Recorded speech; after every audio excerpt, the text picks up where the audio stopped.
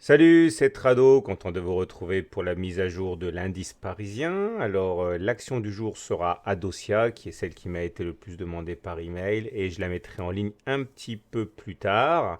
Alors, avant que je n'oublie, pensez à regarder, hein, j'ai mis à jour le Trado Screener ce week-end, donc 350 actions maintenant qui sont scannées et notées de -6, c'est-à-dire très baissier, à +6, c'est-à-dire très haussier. N'hésitez pas, vous cliquez là ou alors vous cliquez sur le bandeau rouge et vous accédez à ce service 100% gratuit. N'hésitez pas. Et maintenant, place à l'analyse technique du jour. Alors, ce matin, TV Finance m'a fait l'honneur de me demander ce que je pensais du décrochage en règle de ce matin. Et au risque d'être passé pour un fou furieux, j'ai dit que je ne pensais pas qu'à moyen long terme, ce soit très baissier cette histoire. Alors, en deux mots, mais je vous renvoie à la vidéo, hein, qui a été mise maintenant sur le site. Quand on regarde le mensuel, bah voilà quoi, il n'y a rien. C'est vrai qu'on peut dire qu'on va descendre jusqu'en bas si on veut jouer à se faire peur vers 2900, mais il faut également savoir que pour l'instant, la baisse à laquelle on a assisté est anecdotique, hein. On a eu beaucoup pire, bien pire auparavant, donc c'est vrai qu'aller retourner sur le bas de la figure est tout à fait envisageable, mais ce n'est pas mon option préférée.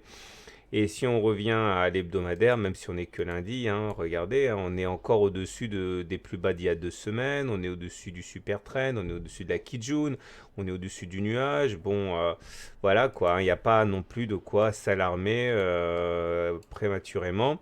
Alors, même pas besoin de faire une slide, un diapo pour le coin des fondamentaux, on connaît très bien la raison du décrochage.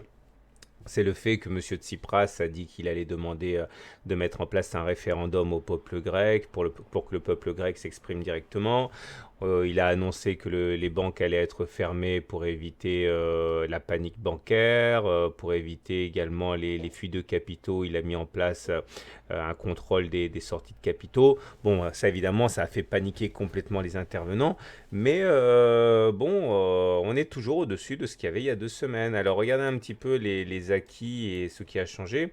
Bon, on savait très très bien, hein, que le nuage serait difficile à passer. On a tenté 5 séances, 4 séances de suite de clôturer au-dessus du nuage. On a suffisamment parlé la semaine dernière, on va pas y revenir. En plus, manque de bol, on s'est pris le haut du canal orange ici, même si encore une fois c'est entre le canal orange et la figure d'élargissement descendante.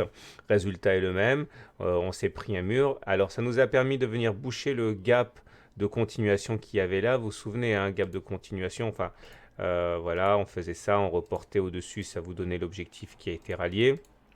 Maintenant, il ne restait plus qu'à le combler. Ça a été chose faite. On a du coup ouvert un nouveau gap ici, qui est également un gap, à mon avis, par contre, pour le coup, pas un gap de continuation, mais un gap de rupture, parce que la tendance n'était pas baissière auparavant. Autre solution, il s'agirait peut-être d'un gap commun. On y reviendra un petit peu plus tard. Ça va dépendre de la vitesse à laquelle il va être comblé. Mais on voit bien que la hausse qui s'est mise en place par la suite a été très vite bloquée par la présence de la Tenkan. Hein, la Tenkan, on sait que bah, elle n'est pas facile à repasser dans un sens ou dans l'autre, hein. Elle nous a déjà bloqué à plusieurs reprises. On a été bloqué aussi par la M20. Je vous rappelle que la semaine dernière, j'avais parlé de la fameuse loi du retour à la M20. Je vous avouerai que je ne m'attendais pas à ce qu'on décroche de 4, 5, 6% même en séance, hein. Mais par contre, le retour sur la M20 en tant que tel, bon, on en avait parlé, c'était dans les tuyaux, hein, même si la violence et la cassure de la M20, elle, n'était pas dans les tuyaux.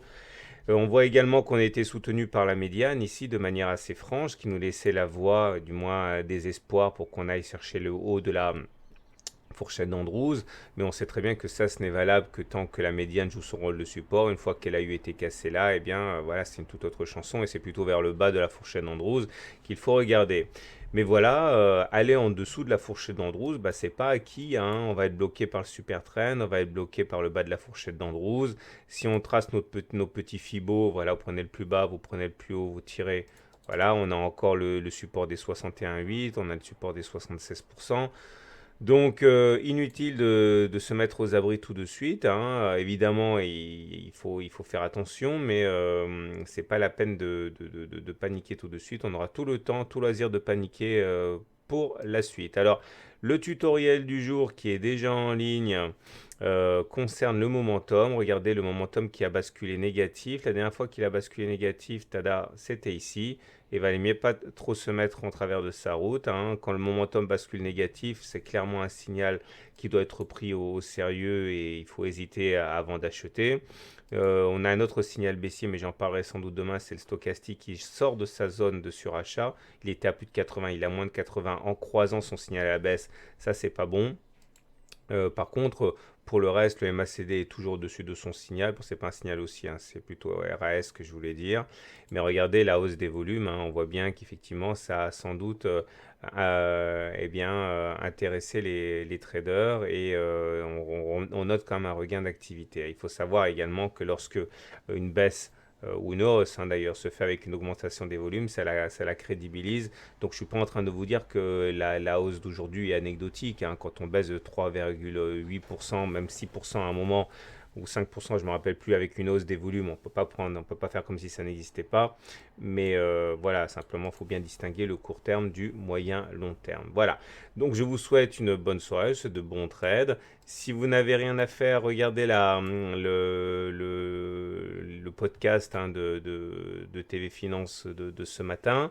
Et également, n'oubliez pas de jeter un œil au Trado Screener. Voilà, à demain pour la mise à jour.